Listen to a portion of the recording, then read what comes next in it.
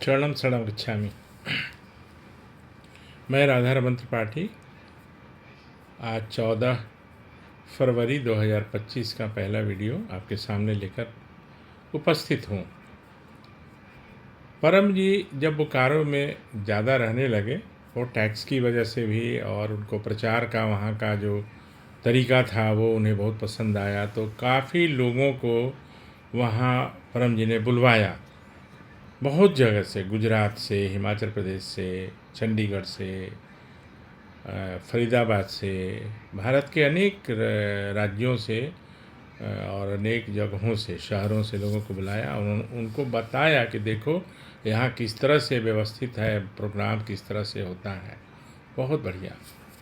तो उसमें उन दिनों क्लास लेने का जो परमोत्सव उस समय बोलते थे, और वो मुझे जिम्मेवारी ज़्यादा मिलती थी। लोगों को किसी कारण से मैं ज़्यादा पसंद था, तो लोग चाहते थे कि मैं ही ज़्यादा से ज़्यादा क्लास लूँ P3Y का। वैसी कोई बात नहीं थी। फिर मैंने 2-4 लोगों को और ट्रेंड किया। मैं क्या करूँगा, परम जी की विद्या थी तो परम वो हुए, लेकिन मैंने उनका वो माध्यम बना जिसमें DD सिंह जी थे, वाई सिंह जी थे, सतीश कुमार सिंह थे इनकम टैक्स वाले, गोपाल कृष्ण उपाध्याय जी थे, यानी ये लोग जो थे वो भी क्लास लेते थे। लेकिन ज़्यादा लोग चाहते थे कि मैं ही क्लास लूँ। तो एक बहुत बड़े 2 मिनट का है, फिर बाद में टॉपिक पे आ जाऊँगा, क्योंकि ये जानना ज़रूरी है। तो उन दिनों जो इच्छा पूर्ण होने पर जो था ना, वो इच्छा पूर्ण होने पर, होते ही आजकल बोला जाता है ना, तो उस समय था कि एक ब्रेड रोटी और आधा लीटर दूध का मूल्य परम जी को दूंगा। वो फिक्स किया हुआ था, उसमें कोई आगे पीछे करने का नहीं था कि इतना रुपया या इतना ये वो। हाँ, परम जी ने फिक्स किया हुआ था। पहले यही बोला जाता था, एक ब्रेड रोटी और आधा लीटर दूध का मूल्य परम जी को दूंगा। ब्रेड रोटी मैंने वो जो ब्रेड आजकल हम लोग खाते हैं, ब्रेड एंड बटर।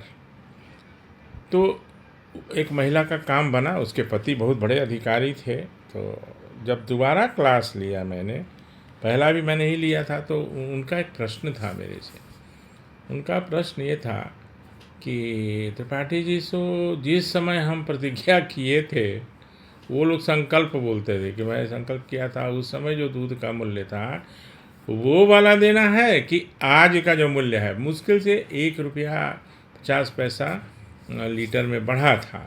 तो अगर 1 रुपया भी बढ़ा होगा तो आधा लीटर में 50 पैसा, और अगर 2 रुपया भी बढ़ा होगा तो 1 रुपया का। लेकिन उनका ये प्रश्न था जो विचलित करने जैसा था।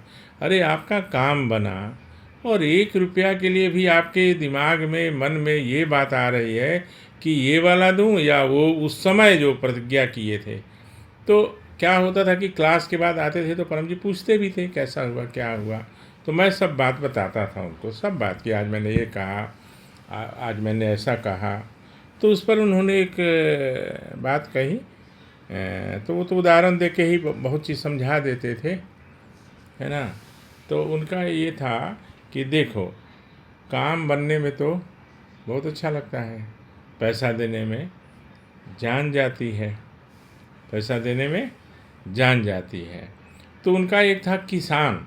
उन्होंने कहा कि देखो, किसान जब बीज बोता है, खेत तैयार करता है, तो क्या करता है, वो 1 किलोग्राम बीज डालता है खेतों में, और वही खेत, वही धरती उसे 1 क्विंटल के, मतलब 100 गुना ज़्यादा फसल के रूप में उसको देती है। तो कोई भी व्यक्ति परम जी को कुछ देने की प्रतिज्ञा करता है और काम बनने के बाद देता है, तो ये मत समझे कि वो परम जी को कुछ ऑबलाइज कर रहा है। परम जी तो ऑलरेडी उसको उसका कई गुना, 100 गुना उसको देंगे और देते हैं, या दिए हैं, तभी तो तुम दे रहे हो पकड़।